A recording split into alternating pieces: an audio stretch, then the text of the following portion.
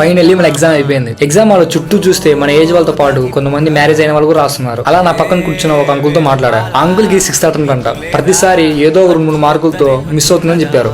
ఆ అంకుల్ తో మాట్లాడిన తర్వాత బయటకు వచ్చాక నాకు ఒకటి అనిపించింది, ఎంత ఇష్టం లేకుంటే అన్ని సార్లు అంత కష్టపడి అటెంప్ట్ చేసి ఉంటాడా అని. ఈసారి నా అంకుల్ కి రావాలని మనసులో అనుకున్నా. ఎగ్జామ్ అయిపోయాక డైరెక్ట్ రెస్టారెంట్ వెళ్ళిపోయా. బిర్యానీ తినేసి అక్కడి నుంచి స్టేషన్ కి నడుచుకుంటూ వెళ్ళిపోయా. ఇంకా మన జర్నీ స్టార్ట్ అయ్యింది. నాకు తిరుపతిలో ఎగ్జామ్ పడిందని, నేను ఇంటికి వస్తున్నానని ఇంట్లో వాళ్ళకి అస్సలు తెలియదు. ఇప్పుడు సడన్ గా ఇంటికి వెళ్తే ఎలా ఉంటుందో చూద్దాం. ఫైనల్ గా మనకు వచ్చేసింది. ట్రైన్ దిగిన వెంటనే మా అన్న కాల్ చేశా. ఇంకా ఇద్దరం కలిసి మాట్లాడుకుంటూ మన ఇంటికి వచ్చేసాం. ఫస్ట్ రాగానే మా అల్లుడు కనిపించాడు. ఇంకా వాడితో కొద్దిసేపు సరదాగా మాట్లాడుకుంటూ ఆడుకుంటూ అలా టైం పాస్ చేశా. ఇంకా మా అన్నతో కొద్దిసేపు మాట్లాడి అమ్మ దగ్గరికి వెళ్ళా. అప్పటికే నా ఫోన్ స్విచ్ ఆఫ్ అయిపోయింది. అమ్మ రియాక్షన్ క్యాప్చర్ చేద్దాం అనుకున్నా, కానీ అమ్మ నాన్న ఇద్దరు కలిసి కూర్చొని మాట్లాడుకుంటూ వెజిటేబుల్ కట్ చేస్తున్నారు. ఇంకా నేను కూడా ఏం చెప్పకుండా కొంచెంసేపు అలా చూస్తూ ఉండిపోయా. ఆ తర్వాత మంచిగా స్నానం చేసి నాన్న చెప్పులు వేసుకుని బయట కొంచెంసేపు తిరిగి ఇంటికి వచ్చేసా. మళ్ళీ ఇంటికి వచ్చాక వీడితో సరదాగా ఆడుకుంటూ అలా టైం స్పెండ్ చేశా. ఆ తర్వాత అమ్మతో కలిసి మంచిగా మాట్లాడుకుంటూ ఇద్దరు కలిసి చాలా కబుర్లు చెప్పుకున్నాం. చివరికి డిన్నర్ కంప్లీట్ చేసి అమ్మ నాన్నకి మంచాలు పరిచి నేను కూడా మిద్దె పైకి వెళ్ళి పడుకున్నా. Good night, bye.